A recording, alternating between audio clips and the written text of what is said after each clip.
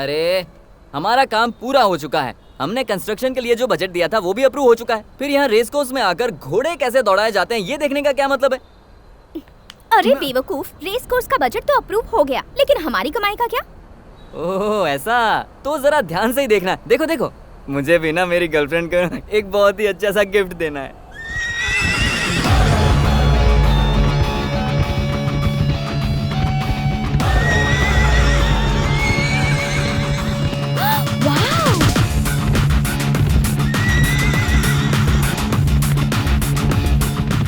Oh my god, चिको! अरे उसने तो घोड़ों को भी पीछे छोड़ दिया। राजधानी एक्सप्रेस भी इसके जितनी तेजी से नहीं भागती है। वाह, बॉयफ्रेंड हो तो ऐसा हो यार, कमाल है यू नो। मुझे देखने दो। तुम्हें सचमुच घोड़े की टांग पसंद आ गई? जरा ठीक से देखो। ओह, इस घोड़े की बात कर रही हो? जबरदस्त चीज है। इस घोड़े का नाम गणेश है। हाँ? अभी बैंगलोर से आया हुआ नया आईपीएस ऑफिसर है। ऑफिसर है ये? हाँ। बचपन से सपना था यार, किसी इंस्पेक्टर से लव करूं। लव? वो भी पहली बार में? क्यों नहीं हो सकता? मैंने ये तो नहीं कहा कि लव नहीं हो सकता, लेकिन इसके साथ प्यार करना मतलब बड़ी जंग लड़नी पड़ेगी। अगर तुम जीती तो हो सकता है उसका दिल तुम्हारे लिए धड़कने लगे, हारी तो तुम्हारे हाथ में खंबा भी आ सकता है। तुम्हें ये सब बहुत सोच समझ के करना पड़ेगा। लेकिन तुम करोगी क्या? और क्या, प्रपोज करूंगी। मुझे इसमें मत फंसाओ। अरे हेलो, हाँ मैडम बोलिए। आप आगे बढ़िए, मैं फोन पर बात करके आता हूँ। हेलो, हाँ बोलिए मैडम जी। अरे बात कर। हाँ, आपके घर का कुत्ता कैसा है बताइए? क्या बुखार आ गया? हाँ, आजकल हर जगह डेंगू फैला हुआ है। मैं आपको एक डॉक्टर का नंबर देता हूँ, वो इंसानों के साथ कुत्तों का भी इलाज करता है। जरा अरे आपकी आवाज क्यों नहीं आ रही? अभी तक तो ठीक सुनाई दे रहा था। हेलो, बेकार नाटक करना बंद करो, बहुत हो गया ड्रामा, अब चलो। हेलो हेलो, क्या ये तुम इस तरह पुलिस स्टेशन के अंदर क्यों घुसे चले आ रहे हो? क्या काम है? आपके साहब से मिलना है। Boss is very busy, please आप लोग जा सकते हैं। कहो कि उनकी मिसेज आई हैं। होने वाली मिसेज। होने वाली? और तुम कौन? मैं उनका साला हूँ, होने वाला साला। अच्छा साला। हाँ। कलर करेक्शन होगा तभी भाई बहन लगोगे। वो जैसा भी है, तुम्हें उससे क्या करना है? ये होने वाली पत्नी तो मैं साला हुआ कि नहीं? Please go. अच्छी बात है, बुलाता हूँ। हाँ कहे तो अभी बुलाता हूँ, प्लीज स्टे हियर। नाम बाहुबली है, एकदम मामूली। क्या कहा? मामूली? नहीं आपको नहीं। एक्सक्यूज मी सर, आपको ढूंढते हुए आपके मिसेज मिलने आई है। मिसेस आई है? ऐसा वो कह रही है सर। साथ में आपका साला भी आया है सर। एक ब्लैक है एक व्हाइट, दोनों भाई बहन नहीं लगते सर। उन्हें अंदर भेजो। आपको हमारे सर बुला रहे हैं। Thank you. आपको भी साहब बुला रहे हैं। ये क्या है? डंडा? ये डंडा नहीं, हथौड़ा है। समझ गया। ठीक है, जाओ अंदर। कहाँ से चले आते हैं? इस केस के जो भी prime good witness. Morning sir. मेरा नाम है चिकू और इनका नाम प्रिया। किस काम से आए हो? वो तो आपको हम ये आपको प्रपोज करने आई है। क्या? पता नहीं क्या बड़बड़ाती रहती है, कहती है आपसे प्यार हो गया है। कब से हुआ है? सुबह जब आप घोड़े के साथ दौड़ रहे थे तब आपको देखकर इसके दिल के अंदर से आवाज आई गणेश गणेश, और तब से गा रही है गणपति बप्पा मोरिया। अब तुम कुछ बोलो ना, सब मैं ही बोलूंगा क्या? I love you. मैं तुमसे बहुत प्यार करने लगी हूँ। क्यों? मुझे नहीं पता, बस प्यार हो गया और मैं तुम्हारी दीवानी हो गई। अब तुम्हें भी मुझसे प्यार करना होगा। मैं प्यार क्यों करूं? आईपीएस ऑफिसर्स या इंजीनियर्स प्यार नहीं कर सकते, ऐसा कोई रूल है नहीं क्या? है। ऐसा नहीं है तो तुम्हारे इनकार करने की वजह क्या है? मुझ में कोई कमी है क्या? बाल, आँखें, होंठ लाजवाब हैं, दिखने में परफेक्ट हूँ और हाइट भी परफेक्ट है। हम साथ खड़े होंगे तो मेड फॉर ईच अदर लगेंगे। Yes sir. कुछ मैच नहीं हो रहा है। हाइट मैच होना काफी है क्या? हार्ट मैच होना जरूरी नहीं है। मुझे वही लड़की पसंद है जो साड़ी पहनती हो, माथे पे बिंदिया हो और हाथों में खनखनाती चूड़ियां हो। इन सब से बढ़कर वो लड़की की ही हद में रहे। तुम्हारे जैसे नमूने मुझे पसंद नहीं आते। चलो निकलो यहाँ से। मतलब मुझे लव शो में इंटरेस्ट नहीं है। जाओ अपने टाइप का लड़का ढूंढो। मैंने भी इसे यही समझाया सर, वाइन के ग्लास में कभी बियर डालकर नहीं पिया जाता। सही एग्जांपल दिया ना सर? नहीं गलत था। चलना चल, अभी तेरे चक्कर में मेरी जो हड्डियां हैं वो भी चली जाएंगी। मैं कुछ नहीं जानती, मैं तुम्हें चाहने लगी हूँ और आई लव यू तो कह चुकी हूँ। तुम्हारे पास प्यार करने के अलावा कोई ऑप्शन नहीं। एक मारूंगा। ए चिकू, क्या मैं दिखने में खूबसूरत नहीं हूँ? और हाइट भी एकदम परफेक्ट मैच होती है। ऐसा चांद का टुकड़ा उसे कहाँ मिलेगा? वो एक अच्छा चांस मिस कर रहा है। उस आईपीएस के साथ मेरी जोड़ी एकदम सही है ना? पहली बात तो ये है कि वो एक किसान का बेटा है। इन कपड़ों में किसी लड़की को पहली बार देखा होगा, इसीलिए तो संस्कार, संस्कृति वगैरह वगैरह की बोरिंग बातें कर रहा था। लेकिन मेरे पास एक आइडिया है। तुम साड़ी पहन कर जाओ, कंफर्म पट जाएगा वो। साड़ी? उसका सिर पैर भी नहीं जानती और तुम कह रहे हो कि पहन लो। ये एक दिमाग का खेल होता है। इट्स सो इजी यार। ऐसा क्या? यहाँ पर आने से पहले मैं भी एक साड़ी के बहुत बड़े शोरूम में काम करता था। वहाँ जितनी भी गुड़ियाँ थी उनको साड़ियाँ मैं ही पहनाता था, वो भी अपने हाथों से। मेन डोर के मैनिक्विन को बिल्कुल अपने गर्लफ्रेंड की तरह मैं हर रोज सजाता था, वो भी अपने हाथों से, वरना मेरा खाना ही हजम नहीं होता था। प्लीज हेल्प यार। कम यार। Uncle stop, uncle please stop, please stop uncle, uncle please stop, please uncle. Uncle क्या हुआ बेटा, स्कूल के लिए लेट हो रही हो? तो फिर अंकल देखिए इन्हें क्या हुआ। अरे बाप रे। सर सर सर, क्या हुआ sir? Sir sir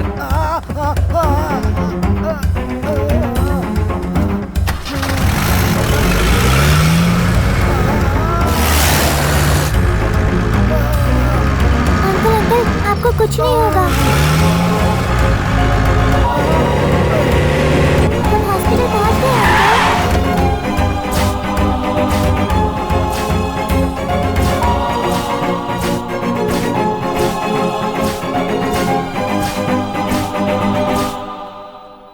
minor heart attack हुआ है, हम ट्रीटमेंट दे रहे हैं, सब कुछ ठीक हो जाएगा, नथिंग टू वरी। तुम्हारे ड्राइवर अंकल को कुछ नहीं हुआ है, आधे घंटे में ठीक हो जाएंगे। चलो तुम्हारे स्कूल का टाइम हो गया, मैं ड्रॉप कर देता हूँ। कोई बात नहीं अंकल, जब बाकी दिनों में मैं लेट हो जाती हूँ और पापा मम्मी के पास भी टाइम नहीं होता, तब यही ड्राइवर अंकल मेरा इंतजार करते हैं। तो क्या आज मैं आधे घंटे के लिए इनका इंतजार नहीं कर सकती? मुझे ड्राइवर अंकल के ठीक होने का इंतजार करने दीजिए प्लीज। ठीक है बेटा।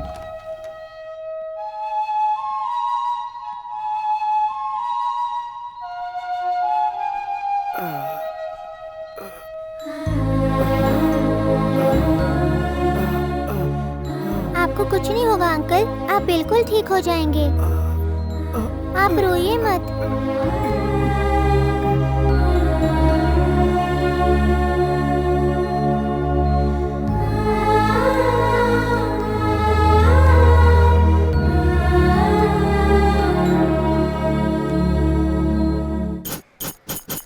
आज मैं यहाँ जिस विषय के बारे में बात करने आया हूँ वो आप अच्छी तरह से जानते हैं। हर माँ बाप अपने बच्चे को अच्छी स्कूल में डालते हैं ताकि उनकी पढ़ाई अच्छी हो, आने जाने में तकलीफ ना हो, इसलिए वो वैन का इंतजाम करते हैं। लेकिन स्कूल के ट्रस्टीज पैसे कमाने के लालच में स्कूल वैन में सही ड्राइवर्स नहीं रखते। 50 की कैपेसिटी वाली वैन में 100 बच्चों को ठूसते हैं, इसीलिए दुर्घटना होती है। और ऐसी एक दुर्घटना हाल ही में मेरे इलाके में हुई है। मैं स्कूल के ट्रस्टीज को या गाड़ियों के मालिकों को एक ही बात बताना चाहता हूँ, जितनी भी स्कूल वैन है उनमें स्पेयर ड्राइवर का होना जरूरी है।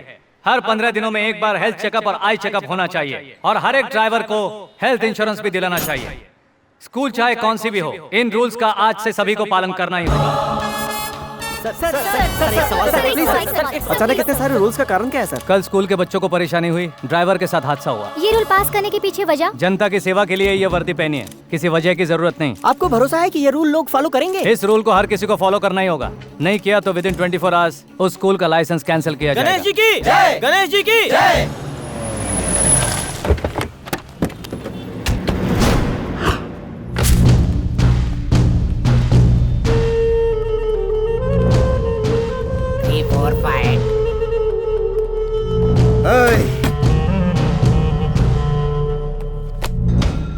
तू अपने आप को समझता क्या है? स्कूल वैन के ड्राइवर के साथ एक एक्स्ट्रा ड्राइवर होना चाहिए, ये रूल बनाने वाला तू कौन है? हर जगह भगवान नहीं पहुंच पाते हैं, इसलिए जनता की सेवा और रक्षा के लिए मैं उनका परमानेंट पीए हूँ। अपना ये पोस्ट परमानेंट रखना चाहता है तो अपने एरिया के अंदर में ही अपना काम देख। पूरे कर्नाटक में 120 स्कूल हैं।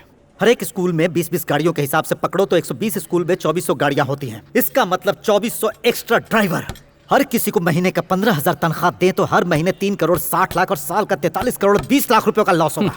तुम सिर्फ पैसों के बारे में ही सोचते हो, लेकिन मैं उन बच्चों के बारे में सोचता हूँ जो अपने माँ बाप को जान से भी ज्यादा प्यारे हैं। अब मैं अपना हिसाब बताता हूँ।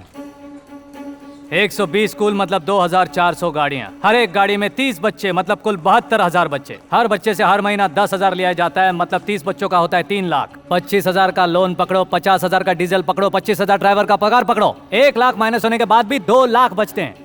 और मैं तो तुमसे कह रहा हूँ सिर्फ 15,000 रुपए खर्चा करने को।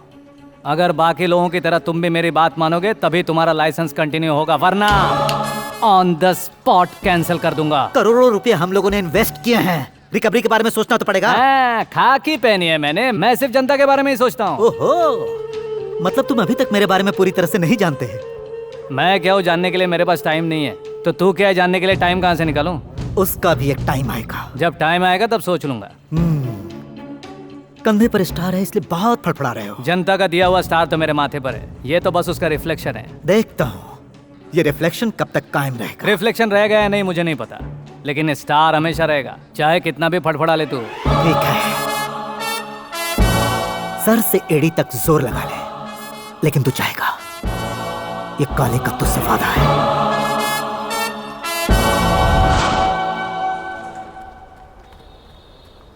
हाय।